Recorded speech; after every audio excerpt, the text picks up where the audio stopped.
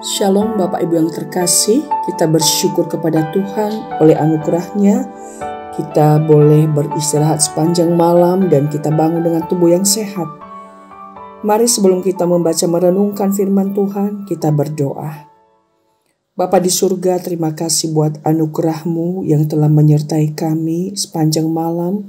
Dan pagi ini kami bangun dengan tubuh yang sehat.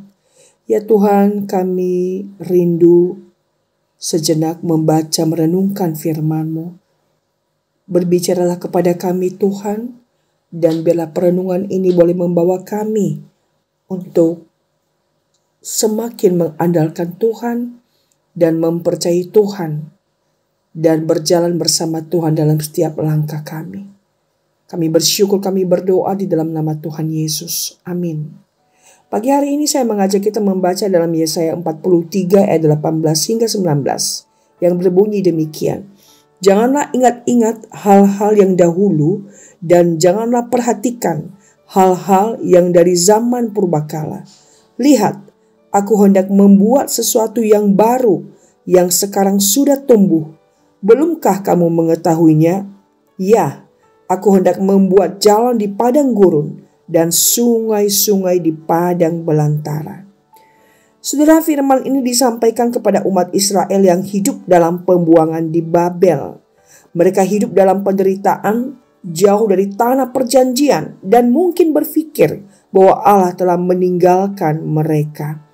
Namun melalui Nabi Yesaya, Tuhan menegaskan bahwa Dia masih bekerja dan tidak berhenti pada karya masa lalu. Allah yang dahulu membebaskan Israel dari Mesir, kini akan bertindak lagi dengan cara yang baru dan ajaib.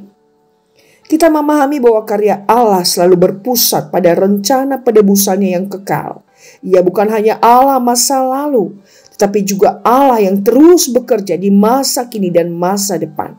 Sesuatu yang baru menunjuk kepada karya keselamatan yang akan mencapai puncaknya di dalam Kristus.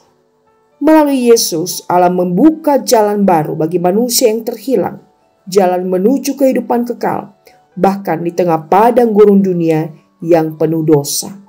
Renungan ini menegaskan bahwa umat Allah tidak boleh terjebak di dalam kehidupan masa lalu dan keputusasaannya. Pengharapan kita bukan pada kenangan akan mujizat dahulu, melainkan pada janji Allah yang terus berkarya. Setiap pergumulan hidup, setiap padang gurun yang kita alami menjadi tempat di mana Tuhan menyatakan karya barunya.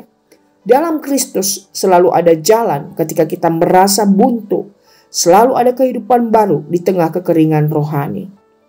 Karena itu, iman yang sejati memandang ke depan, bukan dengan melupakan kebaikan Allah di masa lalu, tetapi dengan percaya bahwa Allah yang sama akan melakukan karya yang lebih besar demi kemuliaannya dan kebaikan umatnya.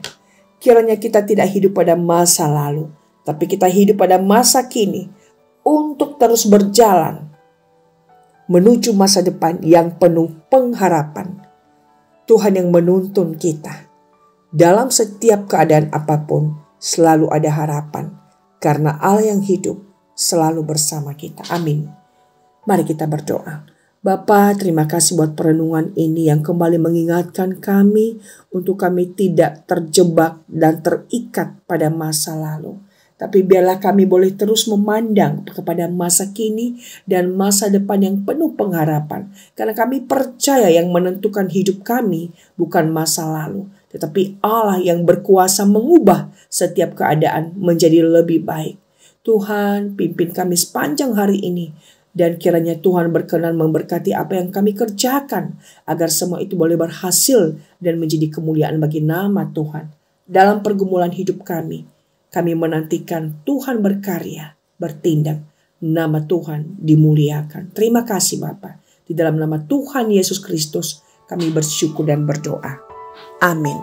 Tuhan memberkati saudara.